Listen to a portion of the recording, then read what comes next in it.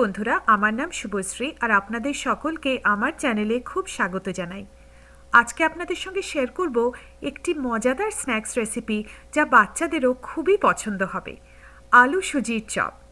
কোনো ময়দা, কোনো বিস্কুটের গুঁড়ো ছাড়াই এই চপটা হয় একদম মুচমুচে আর খুবই টেস্টি। শীতের সন্ধ্যায় চা কফির সঙ্গে দারুণ লাগবে এই আলু সুজির চপ। রেসিপিটা একবার নিশ্চয়ই চেষ্টা করবেন, আশা করি আপনাদের ভালো লাগবে। আর আমার চ্যানেল ভালো লাগলে সাবস্ক্রাইব, শেয়ার আর লাইক করতে কিন্তু ভুলবেন না। তো চলুন দেখে নিই কেমন করে বানাচ্ছি আলু সুজির চপ।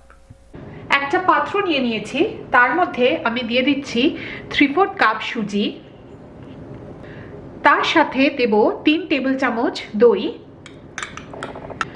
সুজি আর দইটাকে ভালো করে আমরা মিশিয়ে নেব।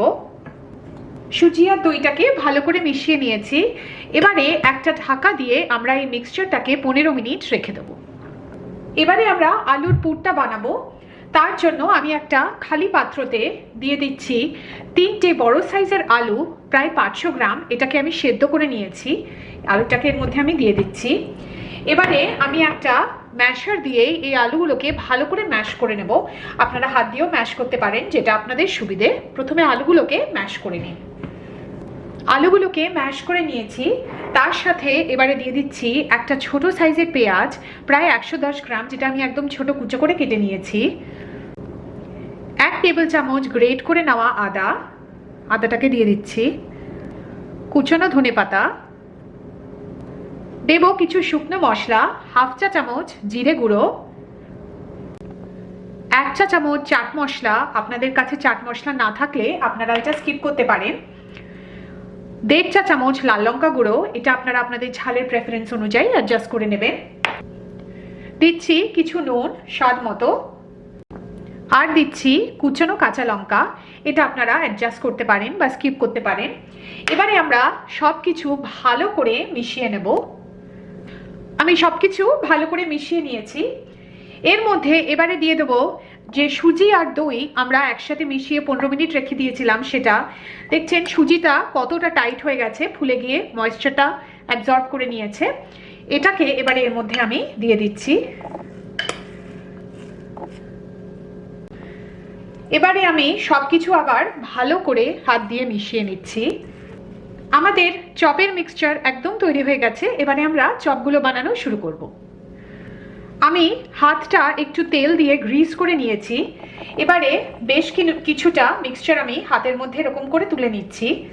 তারপরে প্রথমে এরকম আপনারা সাইজটা আপনাদের পছন্দ মতো চুজ করবেন, আর যেরকম শেপে করতে চান সেরকম শেপে করবেন, কোনো অসুবিধে নেই। এবারে আমি এটাকে একটুখানি চ্যাপটা করে দেবো।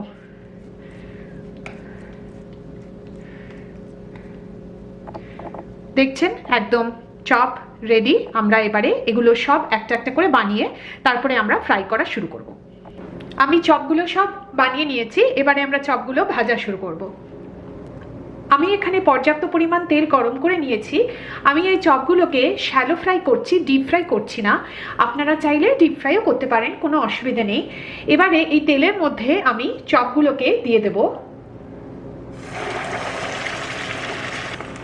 এবারে মিডিয়াম হাই ফ্লেমে আমরা এই চপগুলোকে ভেজে নেব। একটা দিক যখন গোল্ডেন ব্রাউন হয়ে যাবে তখন উল্টো পিঠ করে উল্টো দিকটাকেও ভেজে নেব। একটা দিক হয়ে গেছে, এবারে আমরা চপটাকে আস্তে করে উল্টো পিঠ করে দেবো, আর উল্টো পিঠটাও একইভাবে আমরা ভাজতে দেবো। সবকটা চপ আমি একইভাবে উল্টে দিচ্ছি। চপগুলো এবারে তৈরি হয়ে গেছে। আমি আপনাদের উল্টো পিঠটা করেও একটু দেখিয়ে দিচ্ছি। দেখছেন উল্টো দিকটাও গোল্ডেন ব্রাউন হয়ে গেছে।